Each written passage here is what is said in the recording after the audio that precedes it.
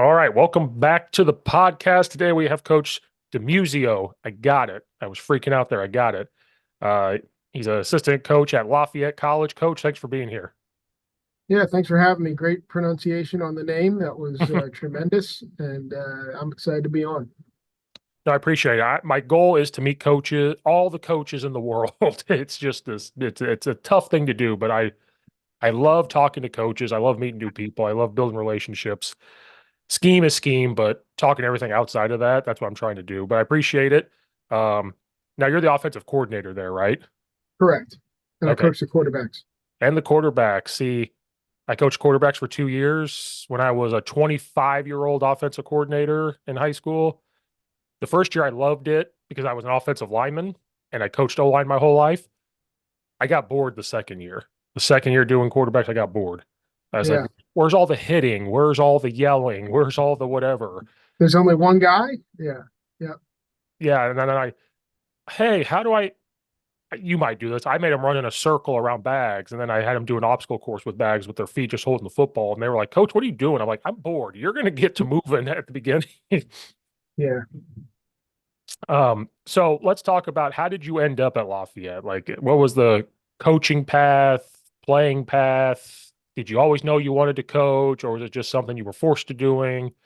Uh, I don't know. Everybody has their own path. They're just like, you know what? It's just something I picked up, or was my dad told me you were going to do it, or how'd you end up? Yeah. It's a long story, but we got time, so I'll take you through it. But I started playing when I was younger. Obviously, there was no football in my area growing up, so I had to go to a Pop Warner League. There's a couple of things throughout this story that you'll see here. It was almost like stay away from football. Life was telling me to stay away from it. But there's no football where I was growing up. My dad played football at Delaware, and then was with the Redskins for a little while. Played in the CFL. Played for the Pottstown Firebirds. So that's sort of what started my interest in football. And then when I went to high school, I had to go to a private school because my public school didn't offer football. Hmm. So I went to the Hunt School for 4 years and then started my college career at Fairfield University. And then Hmm. after my sophomore year at Fairfield, they cut the program. Oh, So a lot of us were in that dilemma of stay at a school. Like I liked the school. We had a good time, had a good group of friends. To either stay there and just finish the degree and go on to what you're doing. I think at that point, I had an inkling I wanted to coach. Obviously, I was still had the blinders on that I would play in the NFL. But I also yeah. thought, at least I would try to get into coaching. So I transferred to Delaware. Again, like hoping to play, but not a ton of expectations to play. And my first year there as a backup quarterback, we won the national championship. So that was Hmm. also enhanced the love, and you saw being around the great players that I was around, and the great coaches, and you're like, yeah, I love being around this. So continued that, and then started to coach my senior year at Delaware. Our defense coordinator was a guy named Dave Cohen, and Dave Cohen got the head coaching job at Hofstra University. And he offered me the tight ends position, which, right now, as you look at this world, to get a position coaching job in a one Yeah. double A school right out of college seems impossible. Yeah. I was able to get that coaching job and was there for a year, then went back to Delaware for 2 years, over to Bowling Green to get my graduate assistantship. I got a GA. I was on the defensive side of the ball. Coach Clausen hired me, and I worked for Coach Elko, which was the best 2 years of my coaching career on the defense side of the ball in terms of learning football. And I coach on offense, coach receivers, coach running backs, coach the tight ends, all that, all for 3 years at the one double A level. And I really felt that my eyes were opened as soon as I went to Bowling Green. Um, and I got that defensive side experience, and then was able to sort of switch into a recruiting slash special team slash offensive assistant type of role for 2 years, um, until I got the offensive coordinator job at Wider University. Was there for a year. Then I went to Monmouth University for 7 years. Hmm. Um, ironically, I was a quarterbacks coach, pass game coordinator at Monmouth, and Coach Troxel got the head coaching job at Lafayette. And I'd known Coach Troxel through camps and um, through a couple different means. I'd never worked for him, but the guy, when I went to Hofstra my first year, I worked with a guy named Kevin Ballman, and we were sort of, both the grunt guys of the staff, and spent a lot of hours together. And at that time, we were had like 8 tape decks when you copy things on VHS over and over for Right. the coaches.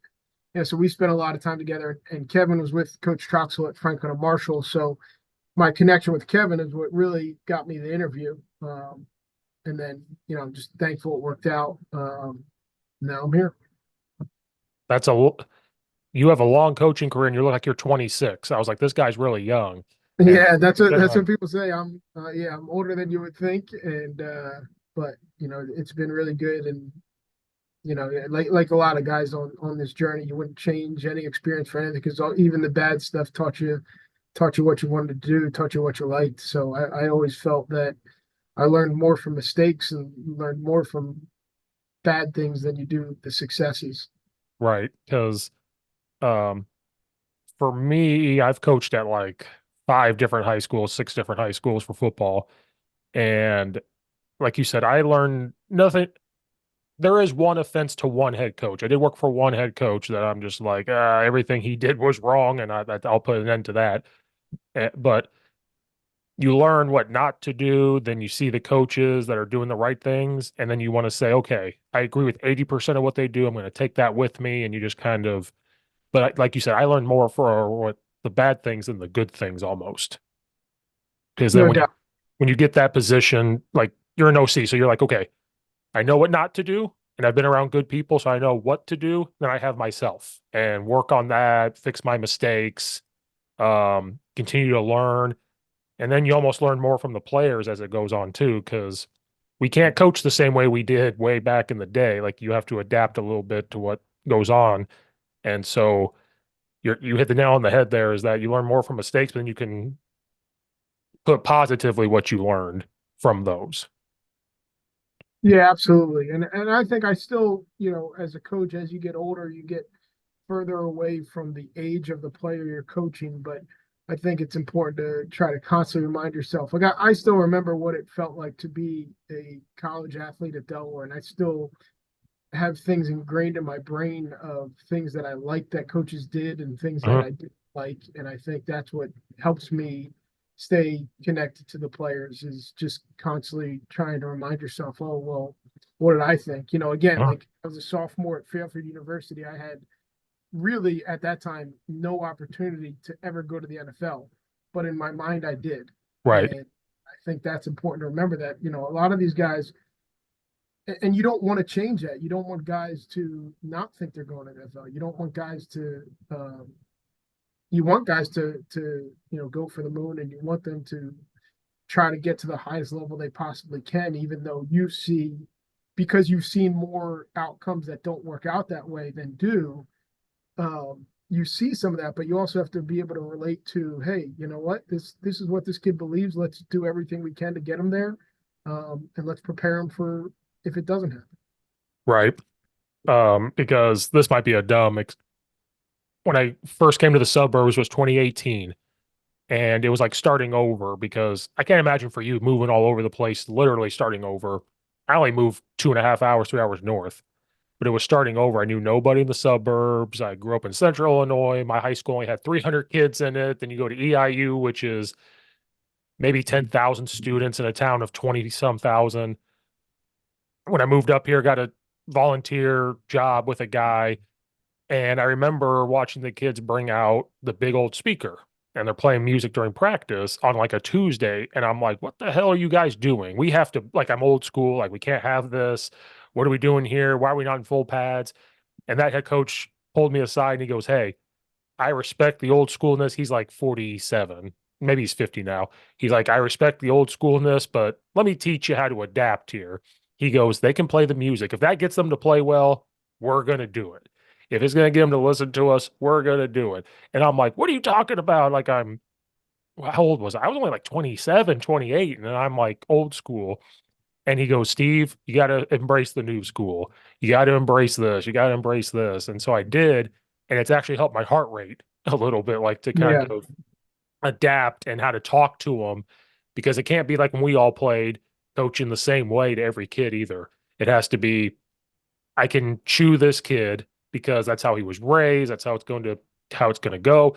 This kid, you yell at him, he might literally cry. He might literally cry. So how do I reach that kid? So I think that for me has changed. And I don't know if you've seen that in college even, but like for me in high school, that's a big change, is how we talk to kids and how we get them to where they need to go. And everybody's different. And that's why I have gray hairs popping up left and right, I think, to try to figure all that out. Yeah, and I think that's part of the fun part of it too is trying to figure out what makes a kid go. And again, it's all balance, right? It's letting them be comfortable, right? And at the same time, making sure that they're uncomfortable enough to be the best versions of themselves. If it's listening to music that helps them, okay, great. But you also have certain guidelines of, you know, this isn't one of my things, but it could be like, you're going to wear your socks at this distance. Yeah. You're going to have your mouthpiece and you're going to be strapped up for every single thing that we do. So it's a balance between what you're looking to do and what you've been brought up to do because you think that this matters, but also allowing them to have a say in, hey, this is where I'm comfortable. So it's Mhm. just a balancing act with every kid. And I think that's being able to constantly try to see both perspectives is what really helps. Um, you kind of answered this earlier, and I want to go back to it because it happened with me. I was an offensive guy, played offensive line in high school. Um, when I was at my high school coaching, that's what I did. Then I started coaching at Charleston High School right by EIU, and I thought I was an offensive guy. The head coach, I told him that. I said, I want to coach offensive line. That's all I want to do. He said, okay. Next day, he calls me. He goes, hey, I'm going to bring you on, but you're doing linebackers, calling the JV defense, and you're going to be the assistant DC for the varsity. And I said, what? He goes, yeah, that's what you're going to do. And I said, why? He goes, to succeed in this profession at any level, you've got to be able to do both. And I said, what do you mean I got to do both? I'm young and I think I know everything. And he said, you're going to understand offense way better once you start coaching defense. And I said, okay. And I started coaching defense. And I'm like, oh, like now I get what you're saying. Because then I became an OC and I realized, oh, I understand the defense way better. That helps me on offense so much better. So you said when you went to Bowling Green, that opened your eyes because you had to coach defense. Did you have like the same similar experience? Like, oh, I thought I knew, but now I really know how it works. 100%. Because I played quarterback, I coached the tight ends, I coached the running backs, I coached the receivers, all before I had that experience. So I was like, yeah, I've coached all these skill positions. I'm learning the offensive line. I exactly what you said. Like I was always trying to get back to being a quarterbacks coach at some point, but I was before any of that happened. I coached defensive ends at Bowling Green and helped out with the defensive line and working under Coach Elko. I mean, he's one of the smartest, if not the smartest football coach I've ever been around. And you just see it from that perspective. You're like, oh, Mhm. okay, this is why this guy's doing it. All right, this is the defensive end. This is why he's chasing down a line of scrimmage. This is why he's contained, and this is why he's doing all those things. And you sort of see the pattern that puts a defense together. And like you said, it was an invaluable experience to help my career. What's been your favorite position? Because you play quarterbacks, maybe it's quarterback, but outside of quarterback, what was your favorite? Yeah, I mean, they all have their unique, um, their unique experiences and different personalities in each group. Is the personalities of position groups? I think that's kind of universal across the country a little bit. But I love coaching the quarterbacks. They're consistent. They do the right things. They're always working hard. I loved coaching the wideouts because of the personalities. You get Yeah. a little bit more personality. You get a little bit more uh, maintenance of that. And some coaching receivers was fun technically and learning all those things about how to become a better receiver, how to become a better route runner. But also just managing personalities and Mhm. managing expectations. everybody wants to catch the ball, right? Mhm. And then you go through the NFL, and I think I did a study like a couple years ago when I was trying to convince receivers that, it's not just catching the ball, and that, the leading receivers in the NFL team were getting 12 targets a game. Mhm. So that means they're 50 snaps, 60 snaps of not getting the ball. So I think you're managing personalities that, hey, you're not gonna get the ball every play, but two, you're gonna have to rotate in with some guys. And Yep. and I think you know, being able to manage that room was a lot of fun. It was very challenging. But again, another experience that I think helped me become a better coach. Yeah, some coaches I talk to, they've only coached maybe two position groups, but they're the masters at it, obviously. I respect coaches that have coached almost every single position that you can imagine because I think, like you said, it grows your mind and you can see the whole, um, how the whole offense can now work together. Because now that you're an OC, you know how the wide receivers have to work, quarterback has to work, tight ends, everything. And I think that just helps coaches. It keeps us on point, I think, kind of. Now you're a whole different world. You're college. For high school, I tell younger coaches, coach every single position. Oh, you played O line in high school? That's cool. Why don't you try coaching the running backs? Like tell a head coach, hey, I'll do running backs. Because I know when I was in high school, I didn't give a rat's ass about the running back was doing because I played O line. I didn't know what they were doing. I didn't care. But I think that helps. And it also helps break out of the profession too, because you can't just be, I only coach O linemen. On my resume now, I could put I've done O line, tight ends, wide receivers, linebackers, safeties. And so if you get hired, they're like, oh, he's done everything. We could find him a spot. It just helps a lot. Yeah, I agree with you. The When you're an offensive line coach, you may say when you coach a position, you realize what is real and what is hard for those Mhm. kids. When you coach offensive line, be like, hey, why does it just cut off the guard's butt right there? Why isn't he looking at that? And then you coach the running backs, like, oh, okay, now I see he's looking at this. He's got to check for that. It's the same thing all over, and I think that's what's helped me to become a better coordinator is having seen those perspectives. I know when the tight end coach tells me, "Hey, that's pretty hard for this kid to do." Right. Yep, you're right. You know what I mean? And I have that perspective that I can sort of see and feel what he's saying better than if I had just coached quarterbacks the entire time. Right.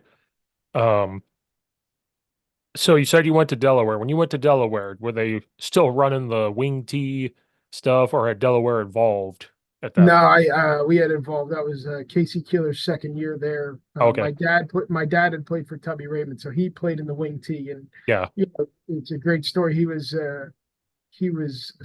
freshman and sophomore year, he played halfback in the wing T, Uh-huh. and he was good, I guess. I don't know. In his junior year, they moved him to quarterback, which I guess is more realistic thing than would ever happen nowadays from going from halfback to quarterback. But Yeah. he goes to halfback he goes to quarterback his junior year, and I think it was his first game, and he goes out there and he throws. I think it was like four interceptions in the first half. And at this time, Delaware is rocking. There are 23,000 people in the stands, and he throws his fourth interception. He's jogging off the field, and the whole crowd is booing and just going nuts. And Tubby's like, I don't know what to say to this kid. He's going Hmm. to be down dumps. And my dad comes off the sideline and says to Tubby, goes, "Don't worry, Tubby, they'll stop booing you soon." And that was it. And that's sort of why he was such a became such a great player there, and he's in the Hall of Fame is just because like he had that, you know, confidence about himself that things were going to be fine and things were going to be okay. But yeah, answer your question, I missed the wing tee, but I learned a lot about it through my father. When I was growing up about how to take a snap from under center and how to hand the ball off and how to hide it. And I think I'm able to use some of those things that I learned from him in my mechanics now with the quarterbacks in terms of, making great fakes and having good footwork and you know, from the rare times that we do taking an under center snap. Yeah, I was gonna say, do you go under center at all? Is it just Not straight? much. Yeah. Yeah, not much. We do every once in a while, but it's not really what we do. So how do you adjust like that type of hiding the football in the spread? Like, how does that work with you guys? Is it more pistol? Is it sidecar? Like, how would you drill that into them? Yes to both. It's a little bit pistol, and you understand the timing of, some pistol fakes are better than some fakes are better in the pistol than they are in the sidecar. But I think it's all the same. Like, you're just trying to hide the ball from the defense, and knowing where to put the ball on your body to hide it from certain defenders. Again, is something that I learned really young, and I've been able to carry over. Yeah, because this year we've always been sidecar. This year we went pistol because our running backs' vision sucked. And so when you're talking about inside zone, aiming points, where's their eyes, it just sucked. But when we went to pistol, they got more comfortable in their cuts and pressing the line and making that specific cut. And wide zone was huge. I hate wide zone from sidecar. I don't know why. I just don't like it. Um, and the thing struggled with was play action because we were just so bad at hiding the football. Like we could do it from sidecar because you're right there, but from pistol, when the quarterback's back is to everything, that was a struggle. But we're also dealing with a sophomore quarterback that was playing varsity for the first time. And we're a zone team, so there's not a lot of play action. It's more RPO based. Um, I was just curious about that because football's coming back. It's going back to 11 personnel, 12 personnel. Have you guys seen that up there where you guys play like football's making a full circle? Like we're gonna go wing, we're gonna go here, we're gonna go here. Yeah, it's all cyclical. It always comes back to it really comes back to, and before I answer that question, I'll go back to, whether you're in the pistol or in the sidecar, it's about what you do and what you practice. Like, you can Right. get good at whatever you do. It's just you can't do everything. And I think that's one of the tough things for coaches with the availability of film that we have now. And I know Yes. I've struggled with this. It's like you see so many good things out there, and you're like, Yep. oh, let's do this, let's do that, let's do that, and it's all really good stuff. But at the end of the day, you have to get good at a certain amount of things. So whether it's the pistol, whether it's the sidecar, whether it's, handing guys the ball in the wing, you just have to get good at what you do, and you have to Right. decide what you want to be good at. Because when you try to do everything, you end up not being good at anything. But yeah, I do think it's cyclical. You see some of the stuff in the NFL coming back, but even in college, guys running Sally, from the old wing T, guys, Mhm. handing the ball off inside to the wing player. It's all cyclical, and it's a lot about what defenses, forever defenses, when they first installed their defense, it was, hey, this is how we defend pro I. Right. And so teams started going to the spread. And now when defenses are installing, they're usually installing, hey, this is how we defend 2-by-2 spread, Right. right? So that's what they're practicing. So now you work more on things that maybe they are not seen as much from other teams, the unbalanced game, you're not seeing Hmm. as much Yep. unbalanced. So many more offenses. Like if you go through cut-ups now, there's so many more people running unbalanced and, Hmm. tackle over plays and things like that, because the defense aren't seeing as much. And now the defense will see it now. Now instead of just having one check to unbalance, they'll have two checks. So it's that's why it becomes cyclical, is just because you're always trying to work on things and do things that they're not ready for or not preparing for. That happened this year. I don't mean to bore you, but like the school I'm at now, I took the job in May of 2020 with the thought process of COVID's not going to last this long, so we're going to be good. So I'm going to accept this job. And then lo and behold, COVID lasted a long time. And in Illinois, we didn't get football till the spring during that time. So I was coaching three sports. So January, whatever, we could start basketball. Then football started in March, and then track started in April. Then we went right back to normal. And so we couldn't install much. So we were your basic 2-by-2, 11 personnel with just one tight end and a wing, and that was it. And then going into that fall, us coaches were so burnt out from doing all the sports because we all coach multiple sports and doing the summer. We stayed basic. Last year, kind of the same thing. This year, we said, We have to do more. So we had shifts. We would shift into an unbalanced. We would shift to alignment moves with the tight end and a wing. And like you said, the defenses, when we would do that, panicked because nobody else was doing it in our conference. And so they panicked and we saved it for the playoff. We did it once in the regular season, saved it for the playoffs. The moment we got in the playoffs and we did it, they had to call 2 timeouts because they wouldn't be able to get where they were going. And we were like, this is awesome. And I said, yeah, because in our conference, we're all in spread. We're all in sometimes just one tight end or maybe two tight ends. They know how to align to that because you're still balanced. Once you get into that unbalanced or you motion a guy from the unbalanced, they don't know what to do anymore because they were so fixated on stopping air raid and stopping the RPO. Well, now what are they going to do when you get into that type of thing? Still in your pistol or shotgun formation. And it's great. It's absolutely great. I love watching defenses freak out. It's the best. Yeah, and even to put the shoe on the other foot, it's, you know, a couple years back they started doing the three safety defense, Yep. and as an offensive coach, you're like, oh my god. As an RPO spread guy, you're like, Yeah. oh, this screws up the quarterback's reads, and Yep. how are you going to read this? And so then you're forced to find solutions to that, and it goes back to, hey, well now, hey, what if we put more guys, like we're 12 personnel now, or we add another blocker in with a receiver, or whatever it may be, and then it screws up their fit. So you're constantly trying to evolve Hmm. and find answers for what people are doing, and that's sort of how you can look at it from the offensive perspective when defenses start doing that. And that's again another reason why I think the game becomes cyclical, is because every coaches are smart. Like, everybody Yeah. works hard, everybody loves watching film, so they're going to catch up to something at some point if something's very good.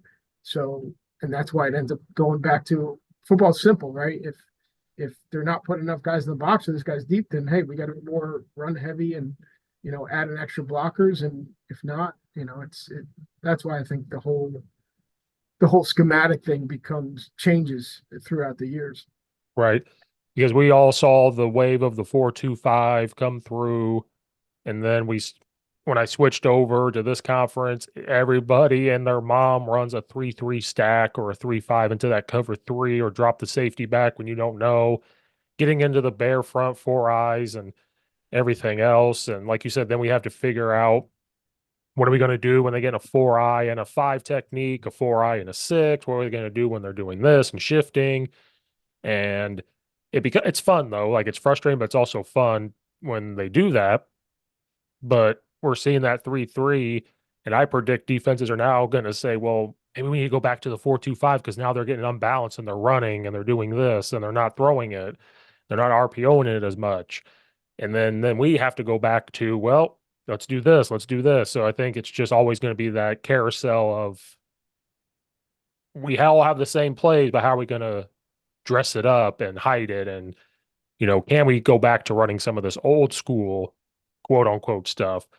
But I already told the head coach, don't you make me run the wing tee. If you make me run the wing tee, I'm going to leave because I can't do it. That's why guys stick with it, because that's the one that it's like Novocaine, right? You just keep running the same stuff over and over, the triple option. Like, they eventually you'll find something that works. It For some guys it's maybe a little bit boring to keep calling some of the same plays over and over, but eventually they're going to work if you're making good reads and you're doing the right things. Well, my head coach would probably disown me because we ran the power I triple option in high school, and that's all I knew was option. You don't block this guy, block this guy. I helped coach the backfield when I helped him out, like the quarterback, how he reads it from under center. Then I started going to clinics, talking to coaches, and I realized, I said, this is boring. I want to get to do this and this and this and this. And so now I'm so ingrained into not even RPO, just doing things from a spread to condense to whatever. I'm like, I can't go back. I can't go back to the under center wing T triple option stuff. I'll get bored. I shouldn't, because all it should matter is winning and moving the football. But I'm like, me personally, I'm gonna get bored. You But can't you do look it. at you look at teams like Coastal Carolina, who have torn up the run game the last couple of years, and moving on to Liberty, what they did there, and it goes back to triple option football. Like, it Yeah. because not a lot of people are seeing it. They're doing it out of the gun, so they add the extra gap with the quarterback. And, that's really hard to stop for defenses nowadays, and it's just a different version in the shotgun of what they were doing 40 years ago. Yeah, I mean, oh, that's what, like you said, RPO was just triple option. It's just triple option from the gun. That's all it Yeah. was. Chip Kelly, if you listen to him talk, that's what he said. He's like, I took this from coach. He coached in the East Coast, and he's like, all I did was take triple option and just spread it out and put a guy in the gun. That's all I did. Yeah. Same thing with Mike Leach and Hal Mummy. They're like, I just watched BYU throw the football over the place. So I was like, why not try that? Mhm. Like it's just everything was built off of something.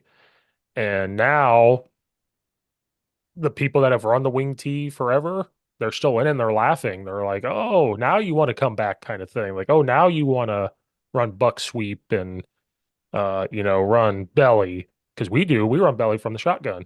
And it's great. We take the ISO, we run ISO, and also we run belly. That's it. Yeah. And people and I remember the head coach when we did it, he goes, well, Steve, that's just belly. You said you hated the wing T. I'm like, shut up. It's Yeah. fine. Yeah. He's like, Steve, you got five. He'll always remind me, hey, Steve, we got 5 yards on that play. I'm like, shut up. Yeah. Yeah.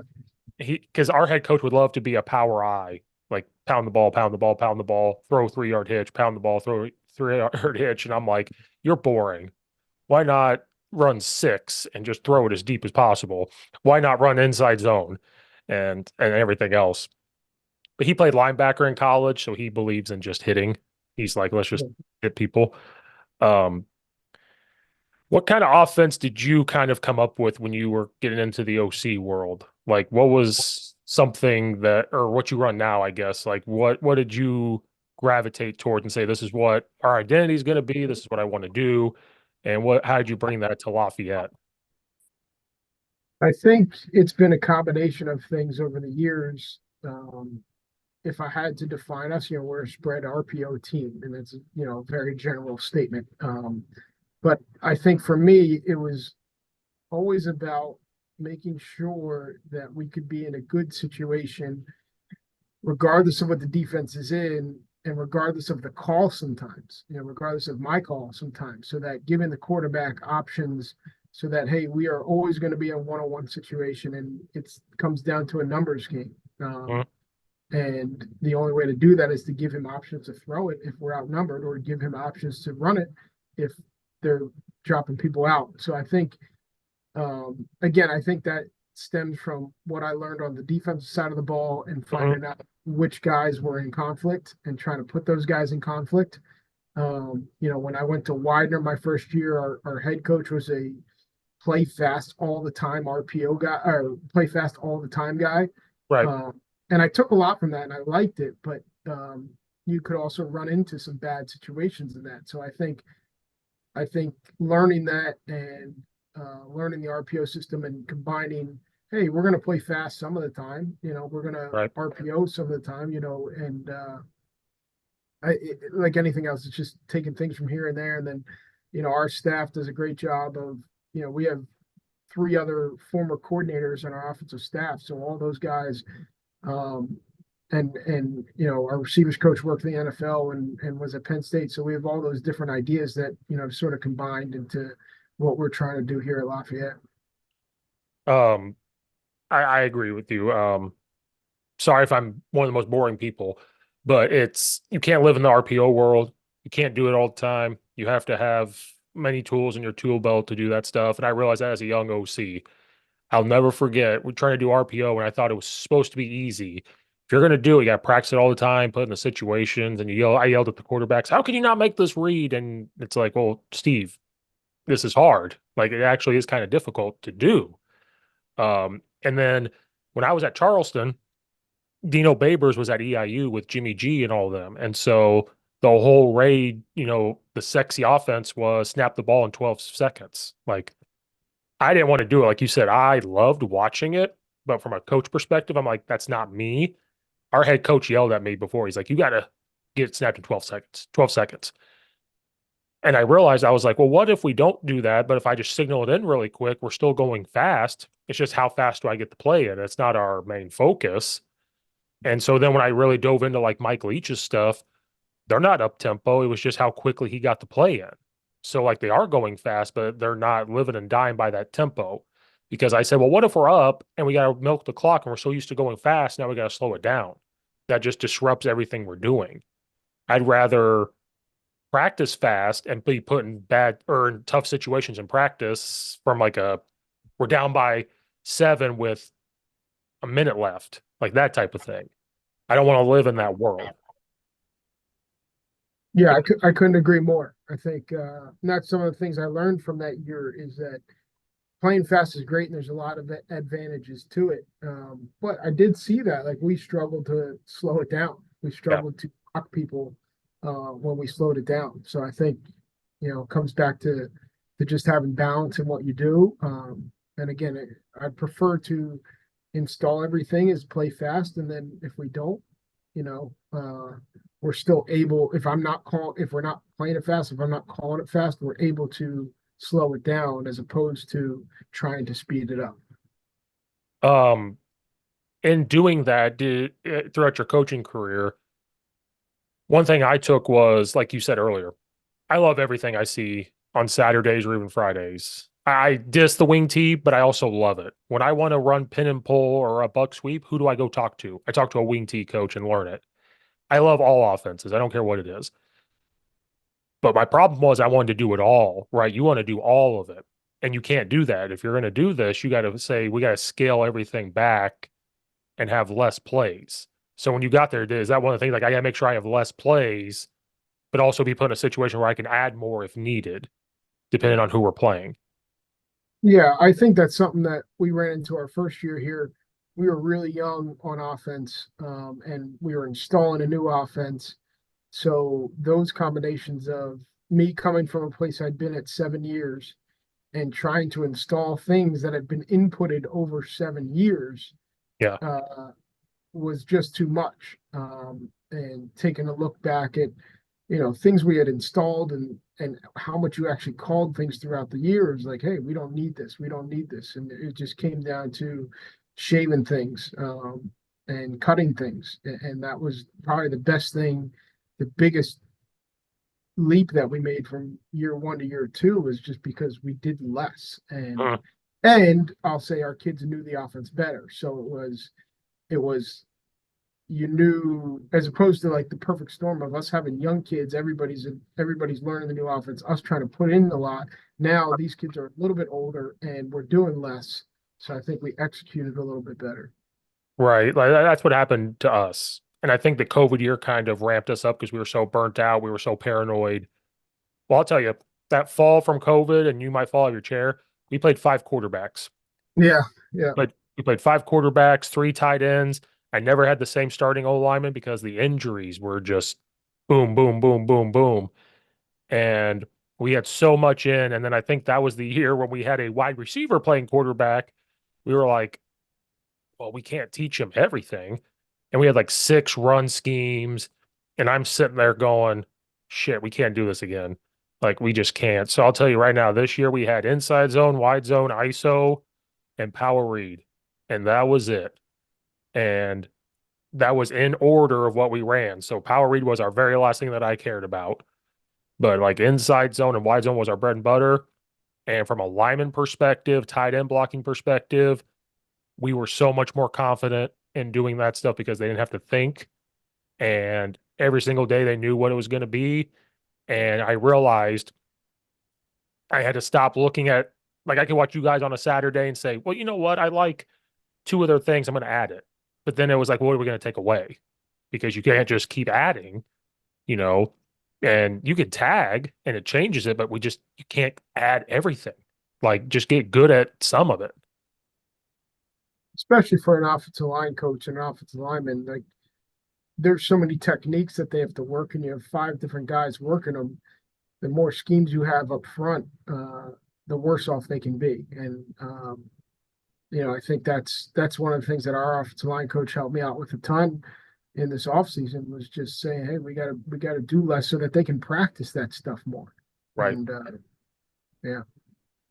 Um, when you have been to different coaching spots and you're coaching different positions, when you walk into that room, how do you come in and talk to the kids about the standard that you want to set or the culture? Like, how do you walk in and demand, or not demand, but like walk in and say, this is how I'm going to get these kids to buy in, or the culture of my room when I walk in?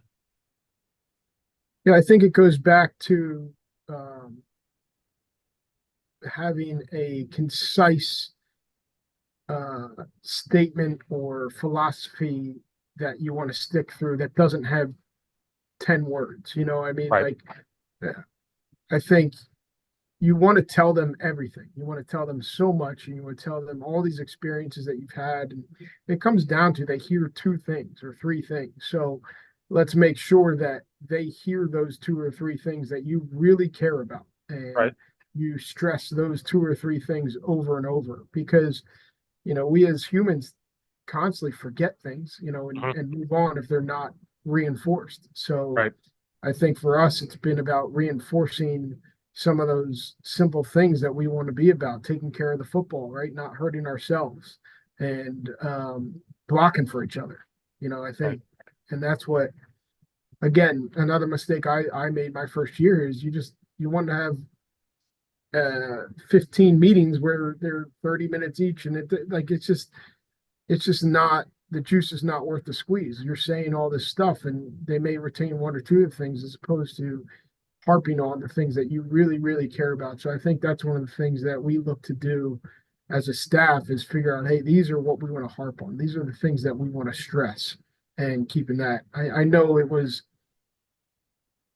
I think it was Urban Meyer or somebody that said like, you walk through certain buildings and there's eight different buzzwords around, hey, Yep. commitment, toughness, discipline, teamwork, and then you ask a kid to recite the 10 commandments on the team and nobody can recite it Yep. because there's so many different, there's a mantra, there's the 10 commandments, there's whatever it may be, and nobody can recite it because there's so many different things that you're telling them to do. So try to, as in football, just try to keep it simple.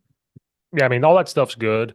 I read it. We all read it. Like we all read those books. It's great stuff. But like you said, you can't have like a 30-page PowerPoint up there. And we all know, think about when we played. If we're going to sit there and a 30-page PowerPoint's going to come up, you're going to lose. You would lose me in 10 minutes. And that now I'm a stupid country boy, but you would lose me in 10 minutes. So if you come in short, decisive, straight to the point, I think they respect that more and they're going to do it more. And then if you just repeat the 2 words, 3 words, or whatever it is every single day, then when they walk in the meeting room, and a new kid comes in, they'll say it to them, like, "Hey, this is how this room works, or this is how our meeting works, or whatever." And now you know that that culture or the standard is set when they start telling the new guys that. For high school, it's like telling the freshmen, like, "Hey, this is what we do." Yeah, College, same thing. Freshman comes in or whoever, "Hey, this is how we do it." And I think that's when you know, okay, I've got it right.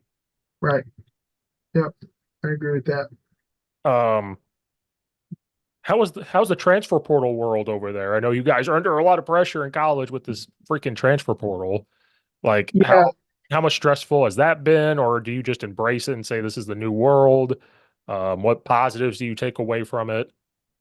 yeah, I think we're trying to embrace it as best we can. The good thing about Lafayette is it's such a good degree that, if kids want to leave here, they really have to think about they're losing out on a tremendous degree. So Right, we don't lose a lot of guys, which helps us out a little bit. At the same time, the difficulty in managing it is, you have a certain amount of scholarships you're trying to give, and now you're not recruiting a certain position, and then this kid leaves, and now all of a sudden you're recruiting this position again. So you just have to constantly be recruiting every position. And I think it's again, you're constantly recruiting your players as well and making sure that they're having a good time and enjoying their experience.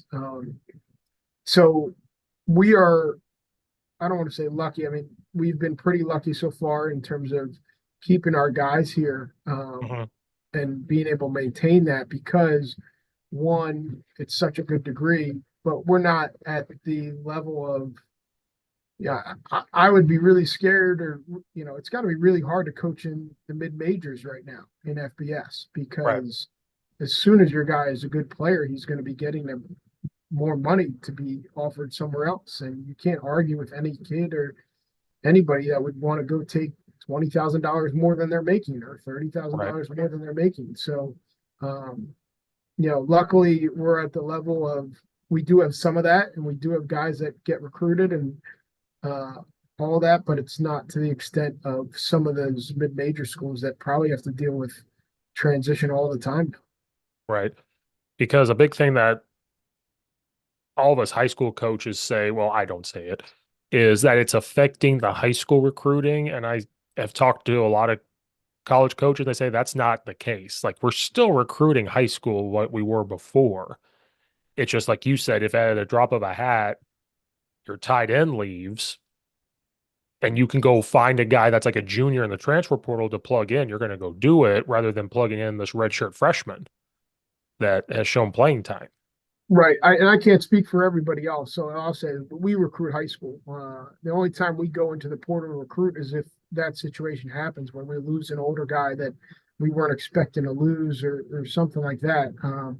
But we like to recruit 4-year players and develop them. Right. That's what we're going to get. And that's how, we found success this year is through developing our high school recruits. Right. Whoa. Sorry about that. If you heard that, I don't know what that was. They're probably calling us to tell us it's an e-learning day tomorrow, which would be awesome. Don't have to go in. Nice. It goes back to the COVID world. We sit on Zooms with the kids and they're black screens. That's just what Yeah. happens. Oh, Yeah. it's terrible. God Just bless terrible. you. Yeah. We already did that Friday. They said e-learning. We hopped on Zooms, a class of 20 kids, maybe 12 log on. The rest are having internet issues. Yeah.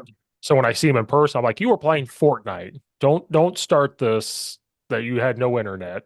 I all know you have internet because Other than opportunities like this, I don't ever want to be on Zoom again. well, that was the thing is if it wasn't for doing this podcast, I wouldn't know how to work Zoom anymore. Like Yeah. there's positives, like we don't meet on Saturdays anymore. If we want to, we'll hop on a Sunday. So there is positives of this Zoom world. But yeah, like used to be a master at the Zoom. Boom, boom, boom, boom. Now I'm like just doing the podcast, like, okay, how do I log in again? And how do I do this? Right. That's why I feel bad when I tell you coaches, hey, it's on Zoom. And I'm like, oh, they don't want to see that word. Yeah. They don't want to do that again. Yeah. Just terrible. Um, yeah, I love asking the high school or college coaches that because I can't trust ESPN. The transfer portal is crazy. And I'm like, yeah, but let's ask the college coaches. You guys tell me the real stories of like, you're telling me for your school, it's not the Wild West. Like for the bigger schools, it is the Wild West. For you guys, you're just like, we're here. Like the kids are getting paid, which is awesome. We're doing what we always do and we're finding success with it. So it doesn't affect us. But they make it sound like it affects everybody, like it's just a Yeah. generalized. Yeah. And I think you're right on with that. I think it's sensationalized a little bit in the media because it is fun to talk about. And I get asked more about the portal from non-football coaches than maybe any other question I'm asked. And Right. it's there, it's a thing, it's real, and it does have a big effect on a lot of programs. But for us, we try to focus on, keeping our kids and recruiting high school kids and um, just developing them to make sure again, our degree is important. And Right. I think that's important to sell to the kids we recruit. Well, and that's the thing. Like for you, I'm glad that works great. Some coaches that I've known for years, I'll text them just to ask because I want, like I said, I'd rather hear it from you guys than on the media because whatever. And they said what's changed is they're on campus more because more kids are coming to campus. So coaches are on campus more recruiting and walking around. But it's turned more into how much money am I going to make rather than the school part of it. And they said that's the biggest change. They're better about it now, but they said when it was first becoming big, they had to recruit the kids to get there. Then you have to recruit them to stay. And it was putting a lot of pressure on them, but now they figured it out a little bit. But they said that's just been the biggest change is like you can't freak out about them leaving. You do the best you can. If they think they need to go and that's the best thing for them, you help them out and that's all you can do. You can't be bitter. You can't be whatever. It's just, hey, this is what they're being told. They're adults. They need to make that decision. Yep. And you can only guide it so much because, they know you're coming from a biased point of view, but I try to tell the kids, I'm unbiased as possible when it comes to those things. Like, we want what's best for you, but if we believe what's best for them is to stay here, it's still going to come off as an Mhm. angle if we want to keep them here.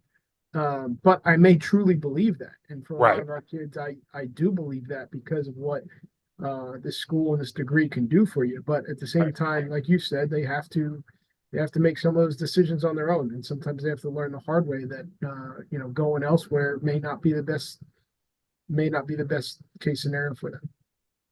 And I think it kind of helps FCS schools because a coach told me this, and I never thought of it this way.